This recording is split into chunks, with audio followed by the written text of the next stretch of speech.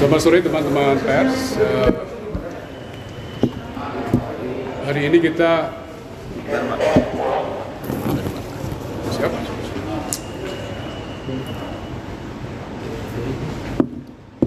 Jadi hari ini kita telah melaksanakan rapat gabungan Syuriah Tanfidiyah untuk pertama kalinya setelah ditetapkan pejabat ketua umum Kiai Zulfa Mustafa. Dan nanti poin-poin hasil rapat gabungan Syuriah Tanfidiyah akan disampaikan oleh beliau berdua, Profesor Dr. Mukri, Muhammad Mukri, dan Kiai Khalil Nafis. Kami persilakan untuk Prof. Mukri dulu menyampaikan beberapa poin penting yang dihasilkan di rapat gabungan Syuriah Tanfidiyah hari ini. Terima kasih Gus Imran dan selamat sore kepada teman-teman media. Alhamdulillah tadi baru saja selesai diselenggarakan rapat gabungan yang berjalan mulai tadi jam 2:30 ya, kalau nggak salah 2:30 ya, baru saja selesai. Yang intinya adalah melakukan reposisi kepengurusan ya, setelah kemarin kita ada rapat pleno ya kan. Maka hari ini tadi baru saja diadakan rapat gabungan yaitu antara jajaran Syuriah dan Tanfidiyah, dan langsung dihadiri oleh Romo Yai Rois Am dan dihadiri oleh juga Wakil Rois Am baik Yai Afifuddin Muhajir, dan juga dihadiri oleh VC Ketum PBNU yaitu Bapak Kiai Haji Zulfa Mustafa. Di antara hasil yang tadi disepakati adalah adanya reposisi Katib Am ya. Jadi Katib Am sejak hari ini tadi ditetapkan lewat rapat gabungan. Katib Am PBNU hari ini adalah Bapak Profesor Dr. Haji Muhammad Nuh ya kan. Jadi kemudian juga ada reposisi yang lain, tapi nanti itu akan diserahkan tim, di mana tim itu diketuai langsung oleh Rois Am dan juga BC Ketum PBNU. Di samping itu juga rapat tadi diantaranya membahas dan memutuskan dibentuknya panitia untuk menyelenggarakan Munas dan juga memperingati Harlah 1 abad Masehi. Jadi dan sekaligus juga nanti dalam Munas akan fokus nanti diantaranya adalah menyelenggarakan muktamar ya,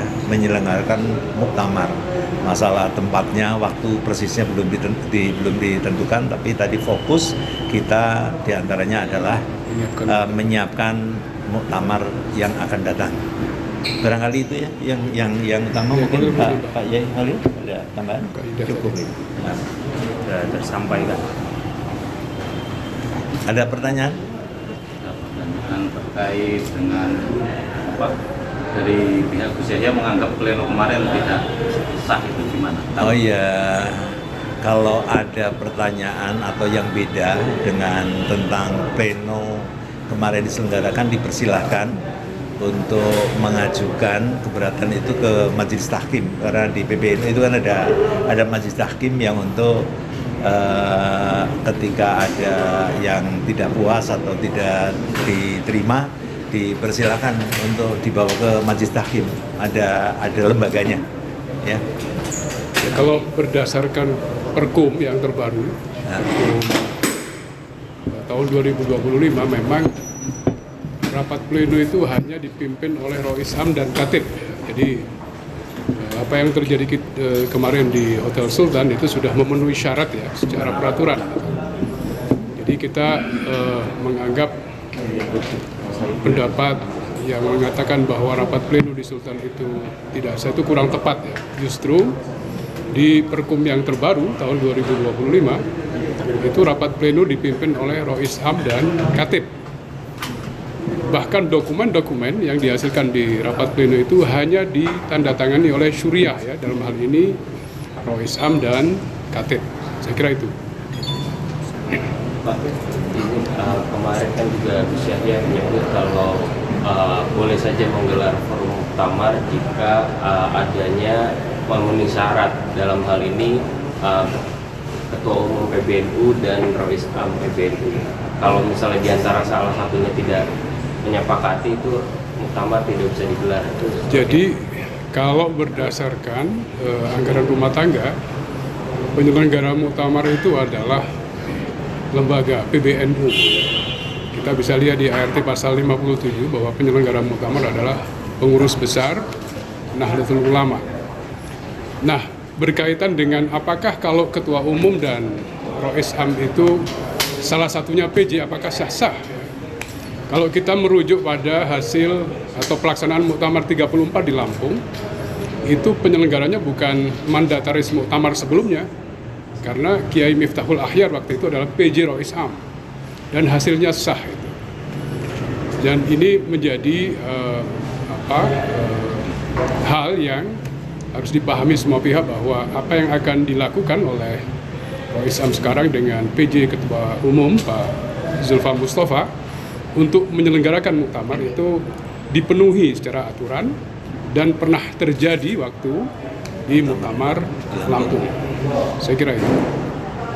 Beberapa waktu lalu Rois Am mengeluarkan putusan tim pencari fakta. Lanjutannya seperti apa? Ya, tadi sempat dibahas di rapat kita telah membentuk tim investigasi yang melibatkan ahli IT ya. Ada 2 nama yang disebut, tapi nanti akan kita sampaikan pada waktunya, tidak bisa kita tetapkan sampaikan sekarang karena harus di SK oleh pimpinan. Tapi tim investigasi itu akan mencari dan menginvestigasi siapa yang melakukan sabotase terhadap Digdaya kita. Jadi mulai tanggal 21 November 2025 telah terjadi upaya untuk melakukan sabotase Digdaya, termasuk menghilangkan hak stamping dari Rois Am. Bayangkan, pemimpin tertinggi di NU itu hak stampingnya dihilangkan oleh orang yang tidak bertanggung jawab. Nah, ini kita mau investigasi, dan nanti tim akan bekerja secepatnya dan melaporkan hasilnya pada Rois Am. Saya kira itu. Pak, forum KNU se-Jawa itu mendorong adanya MLB dalam waktu dekat, dan ingin buat PBNU tadi, kalau MLB nggak dilaksanakan dalam waktu 3 bulan ada tambahan. Saya tidak ingin menanggapi sesuatu yang tidak ada dalam anggaran rumah tangga dan anggaran dasar dan perpum kita. Forum-forum di luar forum resmi seperti musyawarah nasional, konferwil atau konfercap, itu kita anggap sebagai forum yang di luar aturan kita. Kalau mereka mau membuat satu hal-hal yang di luar mekanisme organisasi, saya kira itu hak mereka aja, tapi akan sulit dilakukan menurut saya. Ya. Pak, kemarin Gus Yahya menyebut jika salah satu pemicu konflik di internal PBNU itu berkaitan dengan konsesi tambang yang menjadi isu belakangan ini. Apakah dari Pak? Kalau merujuk pada risalah Syuriah, nanti Pak Kiai Khalil Nafis bisa menjelaskan, tidak ada satupun poin yang menyebut persoalan tambang di sana. Di risalah rapat Syuriah itu tidak ada.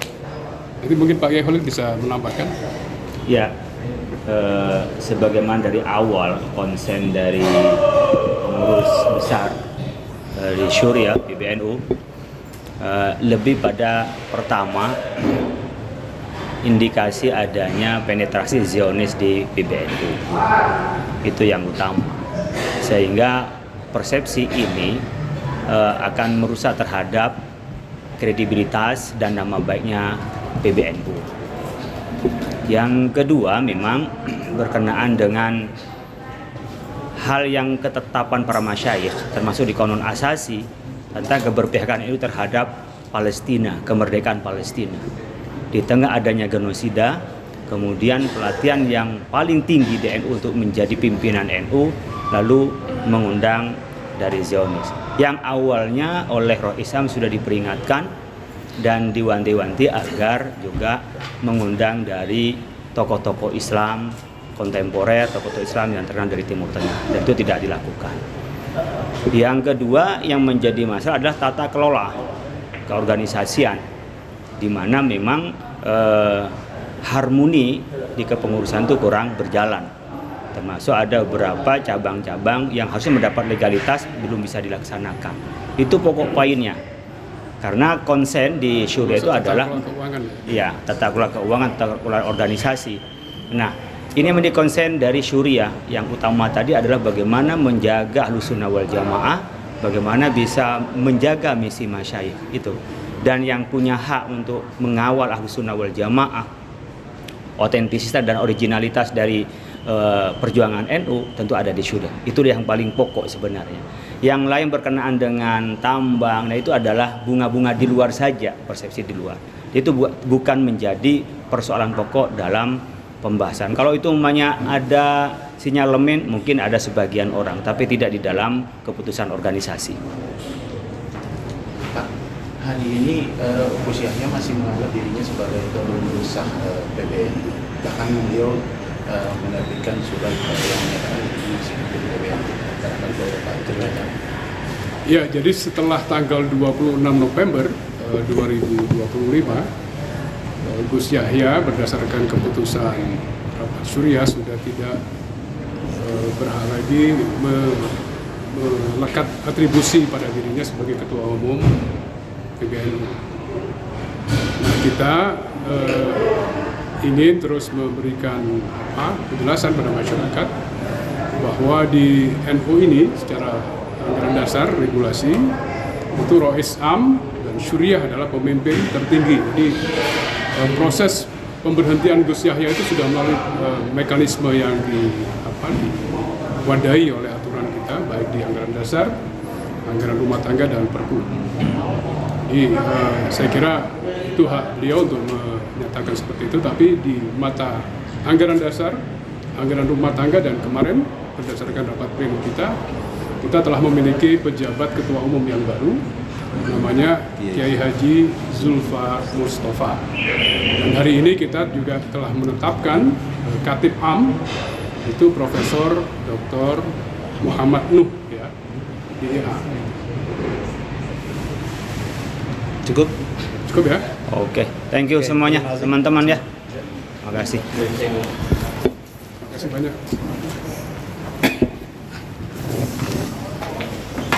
Kalau bisa nomornya Prof Mukri? Ya, nggak apa-apa.